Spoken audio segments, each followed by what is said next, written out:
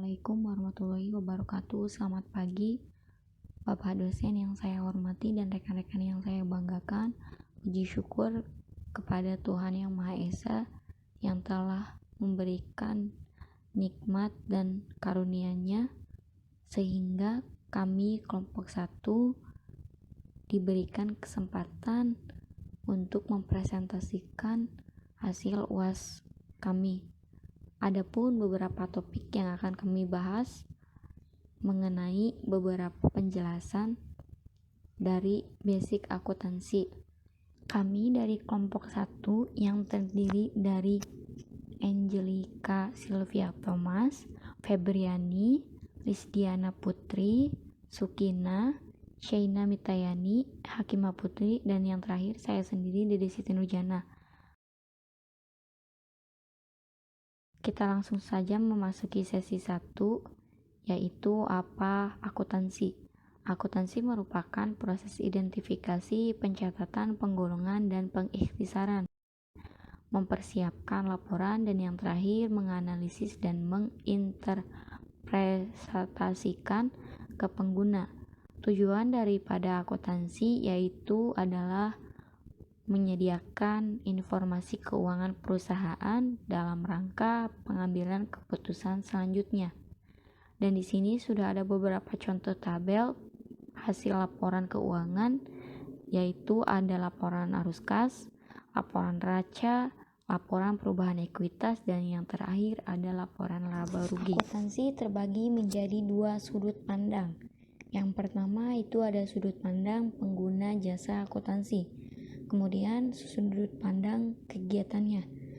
Sudut pandang jasa akuntansi, aktivitas jasa yang berfungsi memberikan informasi kuantitatif mengenai kesatuan-kesatuan ekonomi terutama yang bersifat keuangan yang bermanfaat dalam pengambilan keputusan.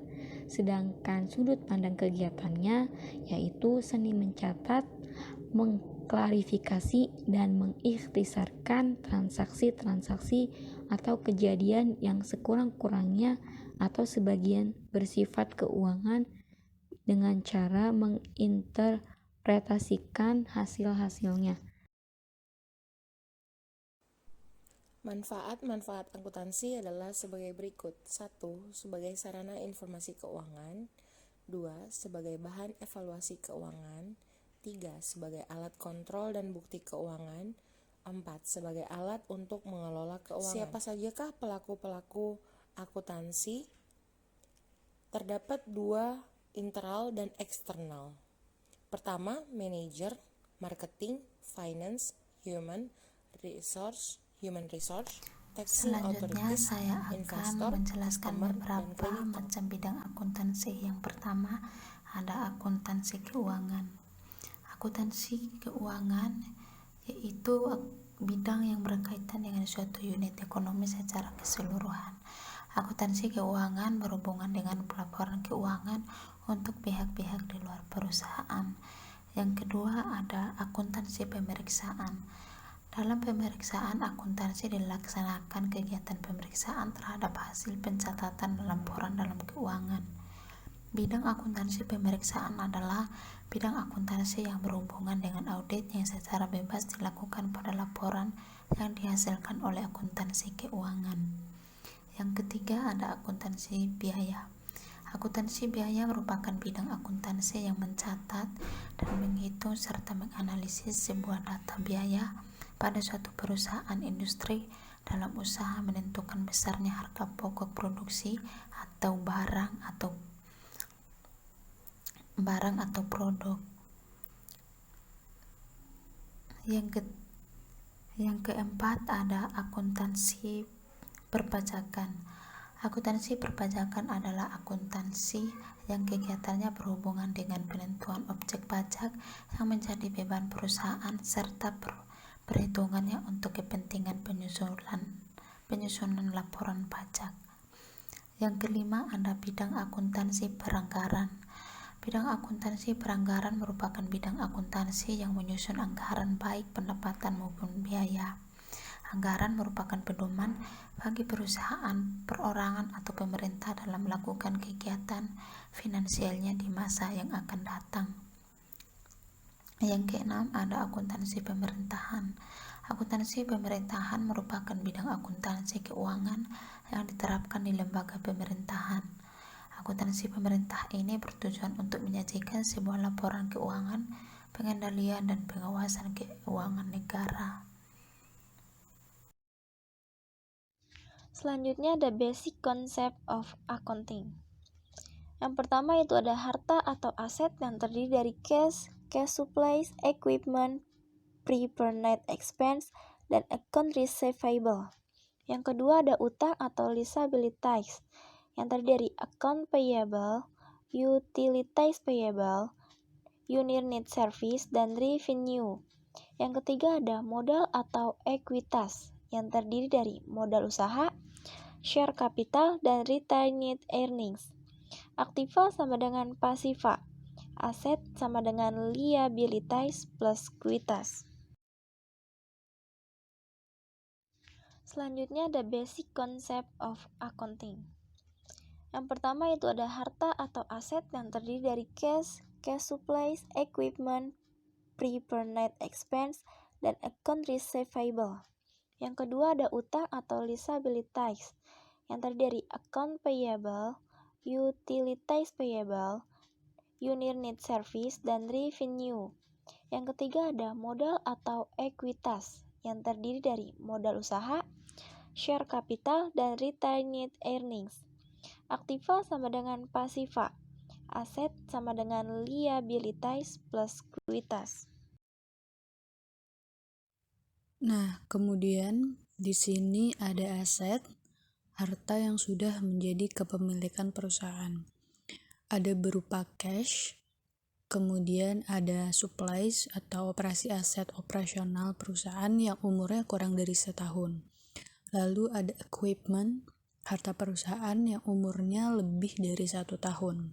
Lalu ada equity atau modal usaha, liabilitas atau utang, ada share capital, dan selanjutnya ada prinsip-prinsip dasar akuntansi. Nah, yang pertama di sini ada earned service revenue. Itu apa sih? Ada itu prinsip pengakuan pendapatan uang, tapi belum mempertemukan. Keempat ada prinsip konsistensi, dan terakhir ada prinsip pengungkapan penuh.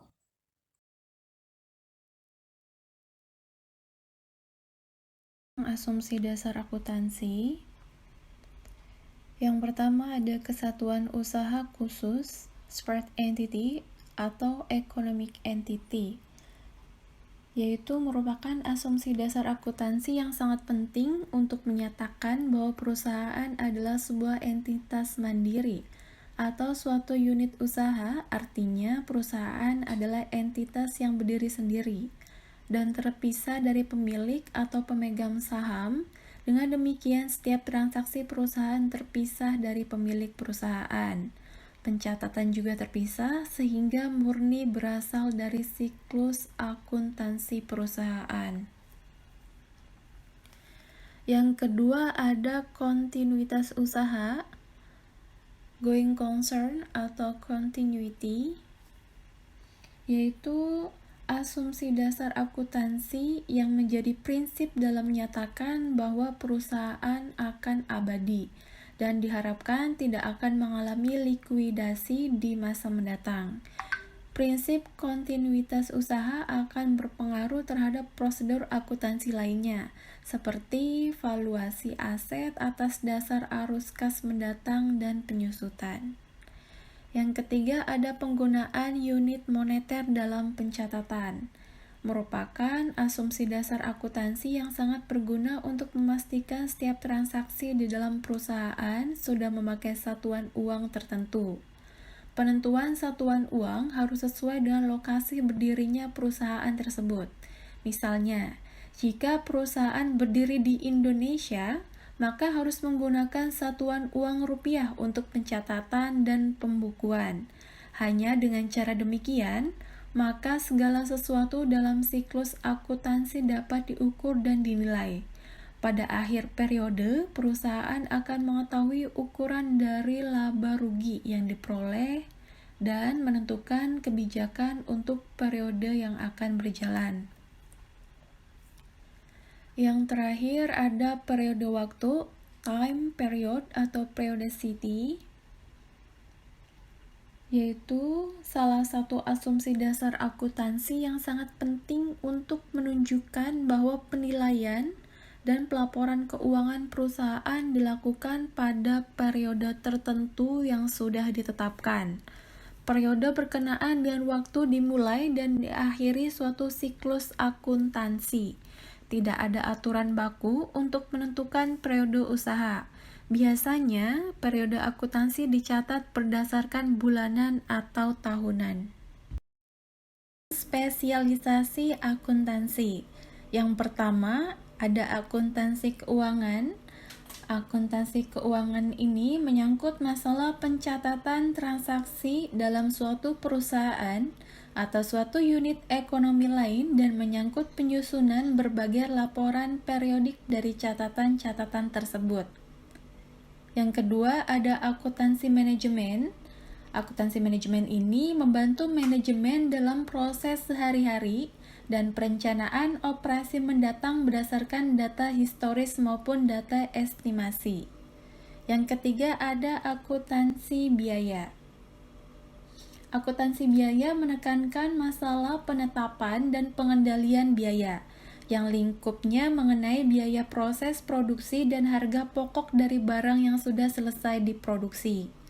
Yang keempat, ada akuntansi pemeriksaan atau auditing, yaitu bidang kegiatan yang menyangkut suatu pemeriksaan atas catatan-catatan akuntansi secara independen. Yang kelima, ada akuntansi perpajakan, mencakup penyusunan surat pemberitahuan pajak dan mempertimbangkan konsekuensi perpajakan. Yang keenam, ada akuntansi anggaran. Akuntansi anggaran ini menyajikan rencana operasi keuangan untuk suatu periode tertentu dan menyampaikan data perbandingan dari operasi aktual dengan rencana yang telah ditetapkan. Dan yang terakhir, ada akuntansi pemerintahan. Akuntansi pemerintahan ini merupakan bidang akuntansi keuangan yang ditetapkan di lembaga pemerintahan untuk bertujuan menyajikan sebuah laporan keuangan, pengendalian, dan pengawasan keuangan negara. Bidang ini mengkhususkan diri dalam mencatat dan melaporkan transaksi-transaksi di badan pemerintahan. Akuntansi sebagai sistem informasi akuntansi. Dalam sebuah proses akuntansi diperlukan 3 hal yang saling berkaitan dan berkelanjutan, yaitu input, proses, dan output. Input adalah kegiatan transaksi, bukti transaksi. Proses, kegiatan identifikasi, pengisi saran, dan pelaporan. Output berupa laporan keuangan. Ada laporan laba rugi, laporan perubahan modal, dan neraca. Siklus akuntansi merupakan proses di mana aktivitas yang dimulai dari analisis dan pencatatan transaksi bisnis, serta berakhir dengan persiapan untuk aktivitas akuntansi selanjutnya. Siklus akuntansi dimulai dari transaksi, lalu dianalisa apakah masuk ke dalam debit atau kredit. Hasilnya akan kita masukkan pada jurnal umum. Akun-akun yang terdapat pada jurnal umum dikelompokkan dan akun-akun tersebut diposting ke dalam buku besar. Setelah itu kita susunlah neraca saldo. Apa fungsi neraca saldo? Untuk mengukur apakah pekerjaan pada tahap 1, 2, dan 3 sudah benar. Jika debit dan kreditnya sama, maka pencatatan tersebut sudah benar. Setelah itu, kita Lakukan jurnal penyesuaian. Setelah jurnal penyesuaian, kita buat neraca lajur. Maka kita menghasilkan sebuah laporan keuangan. Setelah itu kita buat jurnal penutup. Setelah jurnal penutup, kita lakukan neraca saldo setelah penutup.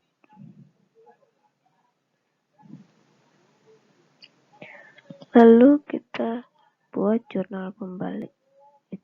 Jurnal pembalik adalah untuk mengecek jurnal penyesuaian apakah ada yang perlu dibalik atau tidak.